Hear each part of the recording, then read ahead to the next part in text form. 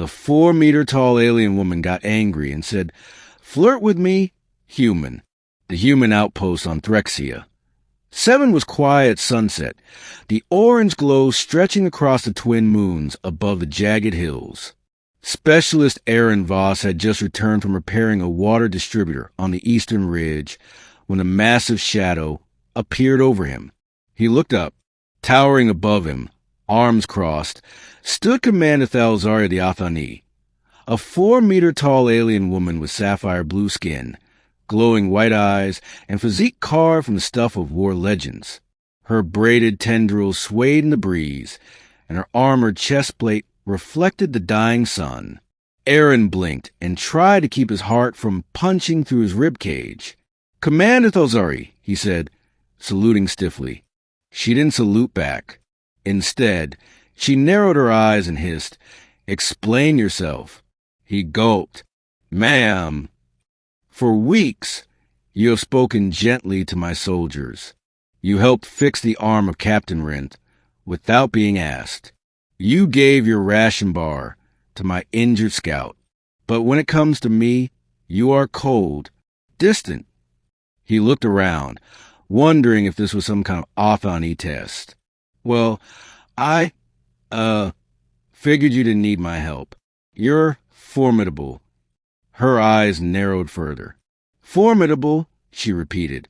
"That is not the word you used when you spoke to my translator unit 2 nights ago." Aaron flushed. "Wait, you heard that?" "I heard everything. You said I was gorgeous, terrifying, completely out of your league." Her voice dropped into a sharp growl.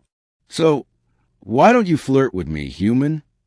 The campfire crackled somewhere behind them, mocking the silence. Aaron coughed and rubbed the back of his neck. "Look, Commander, you're 8 feet taller than me.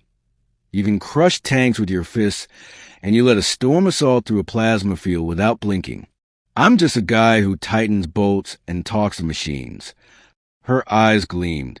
"Are you insulting me or yourself?" "Both, maybe." She took one step closer. Her shadow completely covered him. "I have never been denied. My warriors court me constantly. But you... I'm not trying to deny you. I'm just trying not to die." That made her pause. Then, to his surprise, she let out a low, strange sound. "Was that a laugh? You think I would destroy you because you flirted with me? You did punch a siege lizard for looking at you wrong." "It licked my thigh," she said evenly. "Fair point." He exhaled slowly.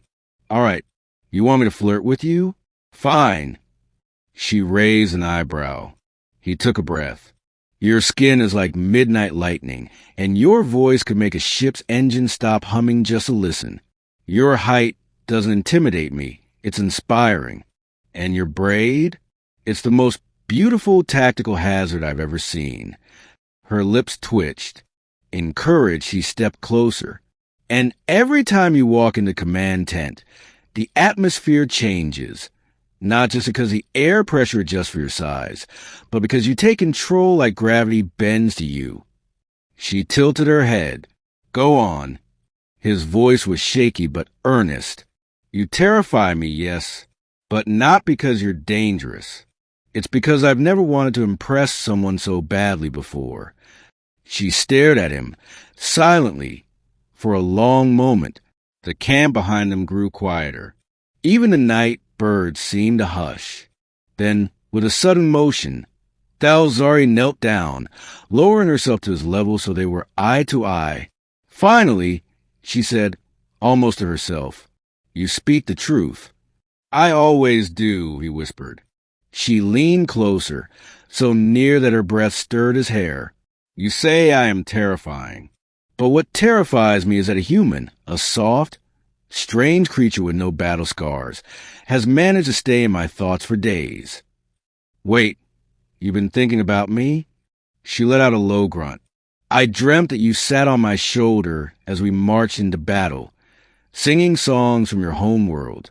I woke up furious." "Furious?" "Yes," she said, "because I wanted it to continue." Aaron grinned before he could stop himself. I could do that. Sing to you. Sit on your shoulder. Though, I might need a safety strap. She tilted her head again, studying him like he was a puzzle. Strap yourself, then, she said. I want this. His heart thudded. You want what exactly? Flirting, laughing, dreaming. I want all of it. Human. And I want it from you. For once, Aaron didn't overthink. He placed a hand gently on her massive forearm. Then I'm yours, Commander. She blinked. That was fast. I'm an engineer, he said with a shrug. I'm trained to see something broken and fix it. I just didn't realize what was broken was my own courage. Another long silence passed. Then, with unexpected tenderness, she scooped him up with one hand and sat him gently on her massive shoulder. He gasped, then laughed, clutching onto the leather strap across her armor. Hold tight, human, she said, standing to her full towering height. We are going to the northern cliff. Why? To look at the stars. And for you, to continue your flirting. He smiled down at her. Oh, I'm just getting started. As they moved toward the ridge, the other Athani soldiers looked up and bowed slightly in amused silence. The human outpost personnel gawked from their tents, jaws hanging open. Aaron sat high above the world, riding the shoulder of a Titan, heart full of adrenaline and wonder. He had flirted with the most formidable woman on the planet, and it had worked.